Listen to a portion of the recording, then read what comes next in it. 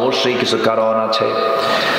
এই মশা যখন কামড়ায় মানুষকে, পুরুষ মশা কামড়ায় না, মহিলা মশা কামড়ায়। বলেন পুরুষ মশা না মহিলা মশা?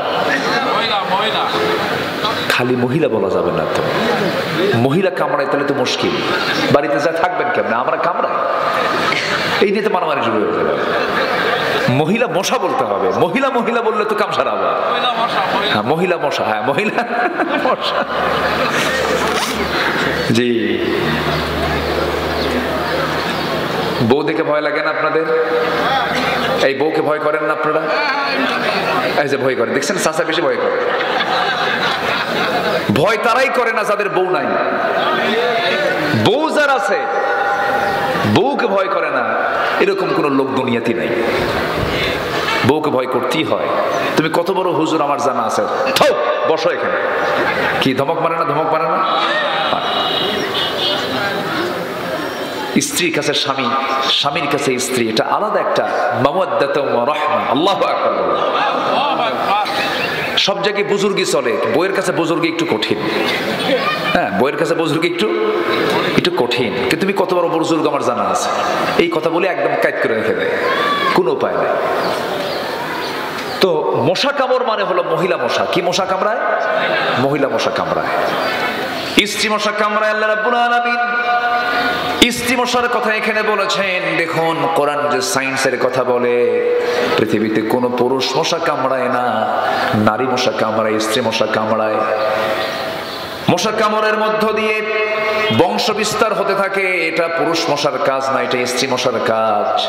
এরপরে মৌচাকে মধু থাকে, ওই মৌচাকের মধ্যে যে মধুগুলো ডিপার্টমেন্ট গুলো চালায়, এই মৌমাছিটা পুরুষ মৌমাছি না, স্ত্রী মৌমাছি, রানী মৌমাছি। কি মৌমাছি? রানী মৌমাছি। এদের মধ্যে কিছু ক্লাস আছে, কিছু আছে ওয়ার্কার, কর্মী মৌমাছি, পুলিশ মৌমাছি, রানী মৌমাছি। রানী মৌমাছির কাজ হলো মৌচাককে কন্ট্রোল করা, মৌচাকের কোনো মধু যেন জার্ম না হয়। কোন কর্মী মৌমাছি যখন মৌচাকে মধু নিয়ে আসবে ফুল ফল থেকে সংগ্রহ করে, তার পা চেক করার জন্য সেখানে অ্যাডমিনিস্ট্রেশন কিছু মৌমাছি আছে, প্রশাসনের কিছু মৌমাছি আছে। এরা দেখে দেখে নেয় কোন পায়ে ময়লা আছে, যে পায়ে ময়লা থাকে সেই মাছিটাকে এই পুলিশ মৌমাছিগুলো সব এক জায়গায় অ্যাটাক করে তাকে কামড় মেরে মেরে ফেলে দিয়ে বলে মানুষের জন্য ওষুধ বানাইছেন আল্লাহ তাআলা, এই মৌচাকে মধু কোনো ক্রমেই নষ্ট করা যাবে না। জোরে বলেন সুবহানাল্লাহ। চিন্তা করা যায়? আল্লাহ তাআলার ফার্মাসিউটিক্যাল লিমিটেড না আনলিমিটেড? আল্লাহর ফার্মাসিউটিক্যাল কি? আনলিমিটেড। মৌচাকে মধু কত খাবা, খাও, পান করো। আমার বন্ধুগণ, সমস্ত রোগের ঔষধ ওই মৌচাকের মধুর ভিতরে আল্লাহ রাব্বুল আলামিন রেখেছেন। গোটা দেশের ডিপো হলো খুলনার কোন বনে? বলেন বলেন কোন বনে? এলাকাতে সবচেয়ে বড় ফার্মাসিউটিক্যাল কি, ঠিক আছে না? সবচেয়ে সুন্দর বন হচ্ছে মধুর জায়গা। এলাকায় মধু আছে না? মধুয়া কই? মধু তো দিলেন না। জি, আল্লাহু আকবার। ইসলাম বলছে, রাসূল বলতেছেন যে মৃত্যু রোগ ছাড়া সমস্ত রোগের ঔষধ আল্লাহ পাক এই মধুর মধ্যে রেখে দিয়েছেন। এবং জান্নাতে থাকবে 4টা নহর, এর মধ্যে একটা হচ্ছে মধুর নহর। কিসের নহর বলেন?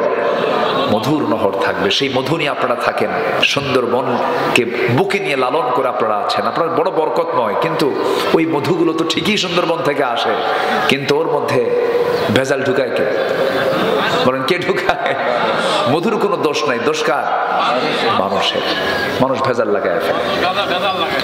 আল্লাহ রাব্বুল আলামিন এই যে মৌচাকের মধুটা দেখার দায়িত্ব আল্লাহ পাক রানী মৌমাছিকে দিয়েছেন। আল্লাহ তাআলা রানী মৌমাছির কথাই বলেছেন কোরআনে, আনিত্তাখিদি মিনাল জিবালি বুয়ুতা।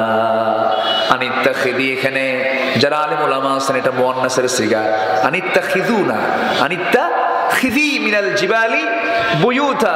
হে রানী মৌমাছি, তোমরা পাহাড়ের ধারে, পাহাড়ের নিচে, গাছের ডালে বাসা বানাও, মৌচাক বানাও, মধু প্রস্তুত করো। ফিহি শিফাউল লিন্নাস, আমি এর মধ্যে মানুষের সমস্ত রোগের ঔষধ রেখে দিয়েছি। কিছুই লাগতো না। এখন তো হসপিটাল বেশি হয়ে গেছে, রোগী বেশি হয়ে গেছে, ডাক্তার বেশি হয়ে গেছে, কিচ্ছুই লাগতো না। মানুষ যদি ইসলামকে মেনে চলতো, ইসলাম মেনে চলা মানে সে সুস্থ থাকা। বলি আলহামদুলিল্লাহ। আমরা তো মানি না। তাহলে স্ত্রী মশা কামড়ায়, রানী মৌমাছি মৌচাকের বাসা প্রস্তুত করে। এই কথাগুলো কোরআনে ১,৫০০ বছর আগে কে বলে দিয়েছেন? আল্লাহ বলে দিয়েছেন।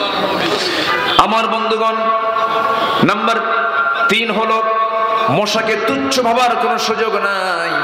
এই মশা যখন রাত 10টার পরে আপনি যখন ঘুমাতে যান, শীতকালে মশা কম থাকে না বেশি থাকে?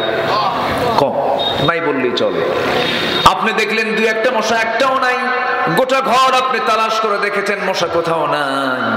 কিন্তু আপনি যখন ঘুমাতে গেছেন, লাইটটা বন্ধ করেছেন, আপনার চোখে তো আরো পড়বে না, কারণ লাইট বন্ধ হলে তো মশা ধরো দেখা যায় না।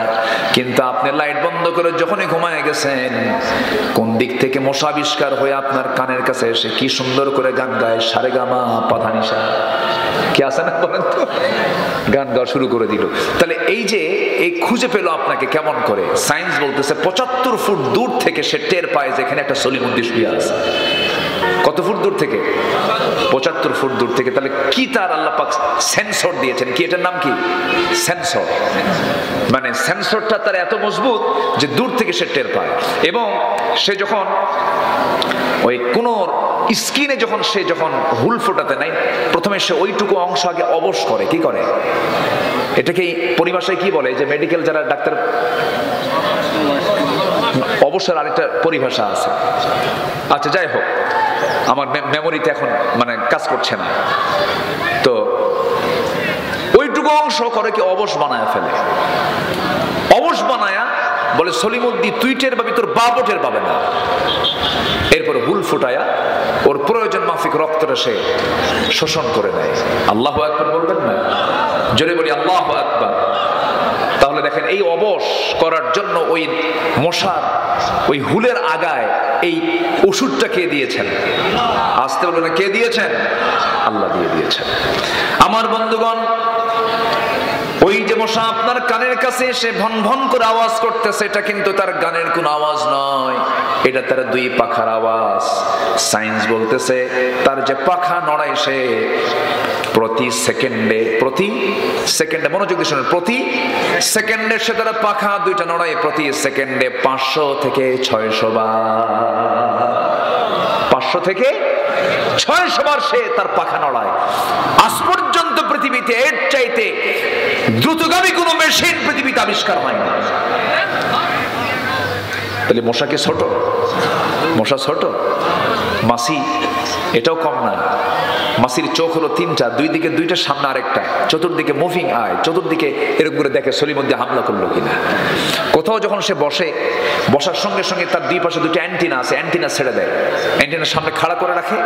যখন কোনো চাপ, যখন কেউ হামলা করতে নেই, তখন অ্যান্টিনা সিগন্যাল দেয়, এই হামলা করতে তাড়াতাড়ি ওঠ।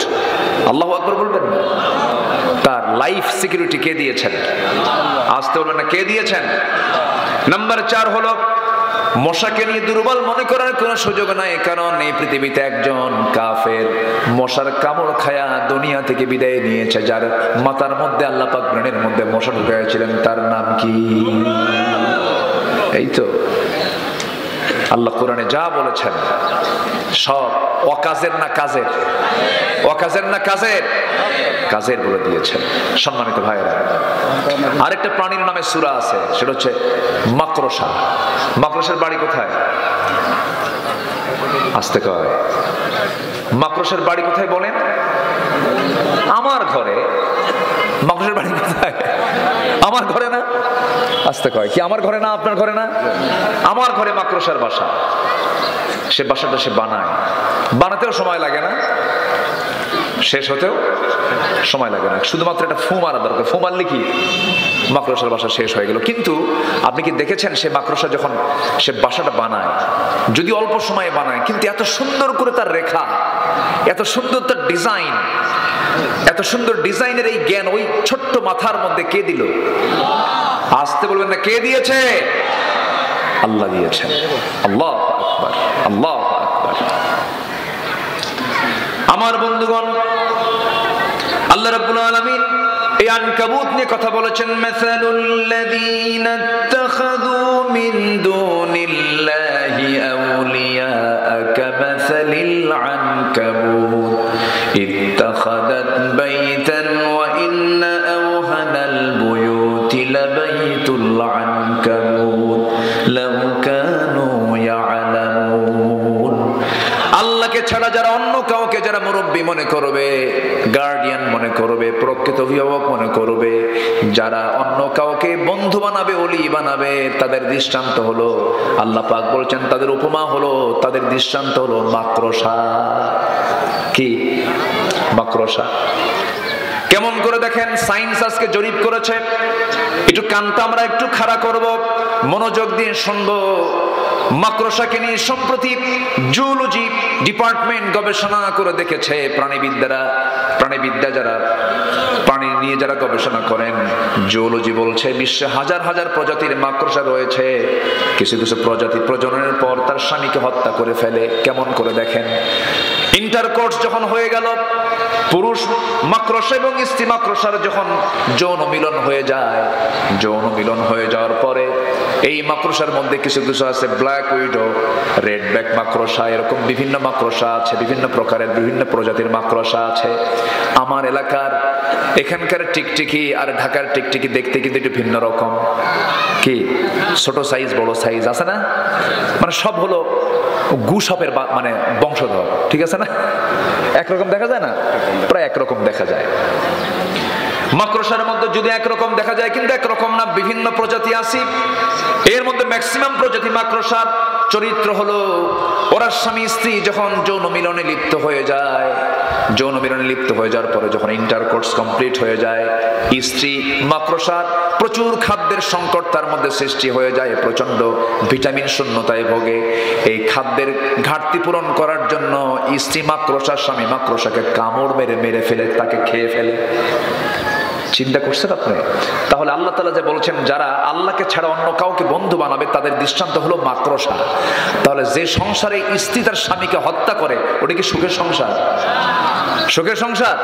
তাহলে আল্লাহ যে উদাহরণটা দিয়েছেন, অকাজে না কাজে? কাজে দিয়েছেন। এরকম অসংখ্য দৃষ্টান্ত আল্লাহ পাক কোরআনে দিয়েছেন। এগুলো শিখবো আমরা কোরআন তেলাওয়াত না করে, না তেলাওয়াত করে? তেলাওয়াত করে। এক নাম্বার কাজ হলো আমরা কোরআন তেলাওয়াত করব। জোরে বলি ইনশাআল্লাহ, আর জোরে বলি ইনশাআল্লাহ। আমার বন্ধুগণ, আল্লাহ রাব্বুল আলামিন এই কিতাবটা দিয়েছেন তেলাওয়াত করার জন্য। তেলাওয়াত করলে পরে লাভ হয়ে যাবে, তেলাওয়াত করবেন না আপনি ঠকে যাবেন। আমার বন্ধুগণ, এই তেলাওয়াতটা না শিখলে পরে, তেলাওয়াতটা না শুনলে পরে ওমর তো আজকে জান্নাতি হতে পারতেন না। ওমর ফারুক রাসূলের কাছে আগে কি ইসলাম কবুলের জন্য গেছেন না মারার জন্য গেছেন? সবাই ইতিহাস জানেন, কি ইসলাম কবুলের জন্য গিয়েছেন? না। আবু জাহেল বলতেছে, কে আছো? মুহাম্মদ বিন আব্দুল্লাহর কল্লা নিয়ে আসবা। কেউ সাহস পায় না। সাইয়েদনা ওমর ফারুক গিয়ে বলছেন, আমি আনবো, আমি তাকে হত্যা করবো। বাপ দাদার ধর্মে সে চুনকানি মেরেছে। রওনা দিয়েছেন তিনি। কিন্তু রওনা দিলে হবে কি? আমার নবীজি তার আগে রাত্রিতে দোয়া করেছেন, আল্লাহ তুমি আমার কাছে, তোমার কাছে আমার প্রার্থনা, দুই ওমরের যে কোনো একটা ওমরকে তুমি দ্বীনের জন্য কবুল করে নাও। আমর ইবনে হাকাম, আবু জেরের অপর নাম কিন্তু এটা। আমার রাসূল যখন এই দোয়াটা করলেন, খাত্তাবের ছিল ওমরের দিলটা ইসলামের জন্য কবুল হয়ে গেছে। ওমরে ফারুক রাসূলকে মারার জন্য যান। রাস্তার মধ্যে তিনি আল্লাহর কালাম শুনতে পান একজন সাহাবীর কণ্ঠে। কোন আয়াতটা শুনতে পান? তাহা মা আনজালনা আলাইকাল কুরআনা লিতাশকা। আয়াত যখন শুনলেন, ওমরে ফারুকের দিলটা নরম হতে লাগলো। দিল নরম হলে পরে চোখ দিয়ে পানি পড়ে।